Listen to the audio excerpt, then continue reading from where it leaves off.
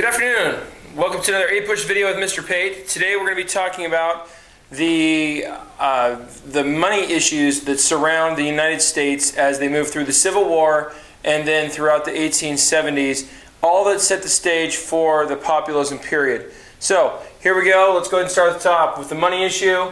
We have greenback dollars going to be issued in 1862. This is one of the ways that the Union is going to raise money during the Civil War. They issue greenback dollars, $450 million worth of greenback dollars, and they also, of course, do an income tax, and they're going to issue some bonds, which do factor in later, but they're going to issue this money. Now, the Confederacy prints over $1 billion, but unlike the Confederacy, the United States has a lot of assets and a lot of value regardless, so their money is a much smaller amount. They do have 80% inflation over the course of the war, but it's not nearly as bad as the South, where it's thousands of percent.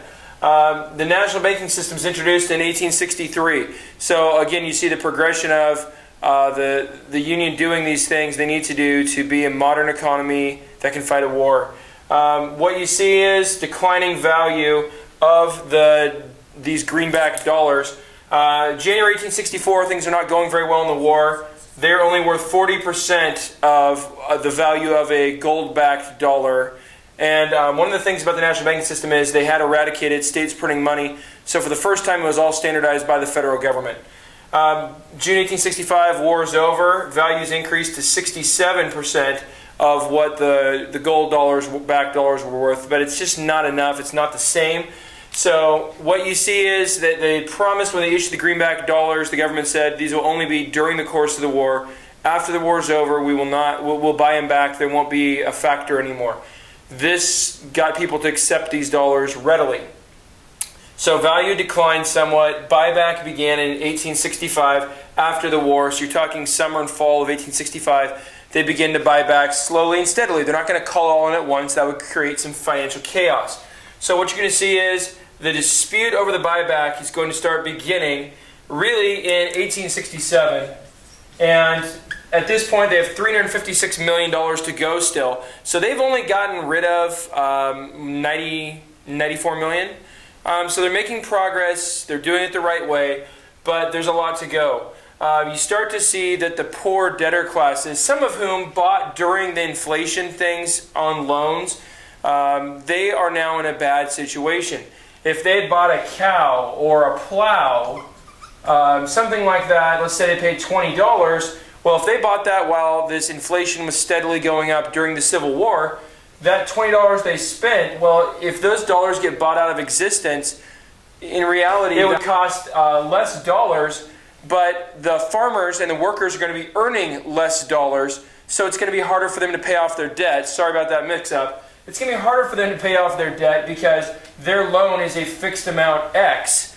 It's not going up or down, and since it's fixed, if they're getting, instead of $27, let's say they're getting $14 for the cost of goods. Well, cost of goods have dropped, but their loan stays the same. It doesn't correspondingly drop. Now, this is where it hurts them. Let's say they're selling a bushel of wheat, and before this it would have been, I don't know, let's say $1. Okay? Well, now if they only get 70 cents for that bushel of wheat, and they still have the same amount, maybe their loan was $75. If that's the case, it's going to be a whole lot harder for them to pay off their debt. So you see the banking community loves this. They're saying, fantastic, let's buy these back out of circulation, because if they made loans during the Civil War when inflation was occurring, it's a total windfall for them of money. But if you're any of the debtor class that owes money, not so good for you, because everything, if you're selling your wheat, you're getting less dollars for it, and that makes it tougher to pay off your loan. So the buyback has begun, the dispute's going on by 1867, and so they kind of halted at that point, and it's not really going anywhere. But then the Panic of 1873 happens. The Panic of 1873 is going to be devastating. There's over-speculation by railroads. Europe was having a depression. There's kind of a contagion effect where it spreads like a virus to America and causes problems. Lots of banks fail. Factories are laying off workers. 15,000 banks fail. Businesses fail. Railroads, many of the railroads failed because they were over-speculating and building more than they should have been. And so this bubble kind of pops. Panic of 1873 is going to last for several years. I think it's a 5 or 6 year range. is what you're looking at, and it's the worst depression in U.S. history to that point. Well, so in 1874, the banking community puts massive pressure because when you have a depression or something like that, prices fall. So when this happens, they put massive pressure on the president to contract and get rid of the rest of these greenback dollars.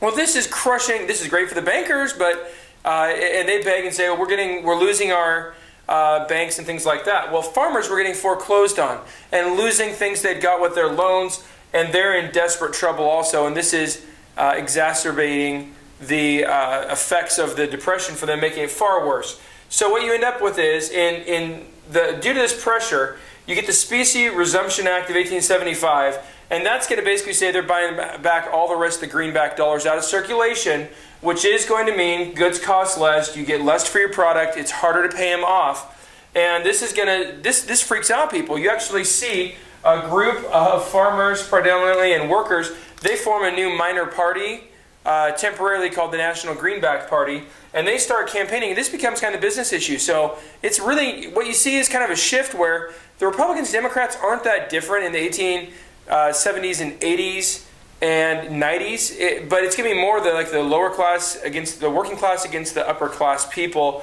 and that's what you're going to see with populism in a minute. Business owners, bankers versus workers and farmers. And so the compromise is reached in 1878. This is the Bland-Allison Act. And what it's going to do is say, okay, we're carrying this out. This still happens. We're going to buy all the greenback dollars out of circulation. But we're going to offset that by creating a little bit of inflation by taking the money supply that was all gold. We're going to add a little bit to it that is silver.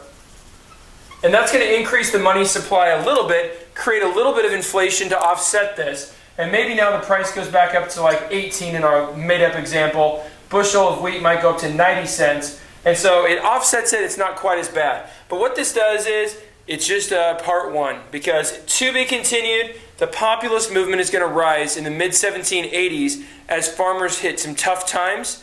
And the big issue really is going to become for the rest of the century, should we add silver to the money supply? The populists are going to want unlimited coinage of silver, so you would dramatically increase it. Now, of course, the bankers would lose massive value on their paying off of the loans if this occurred, so they're going to be highly against this move. That's all I've got for today. Until next time, stay classy. Sam Barlow.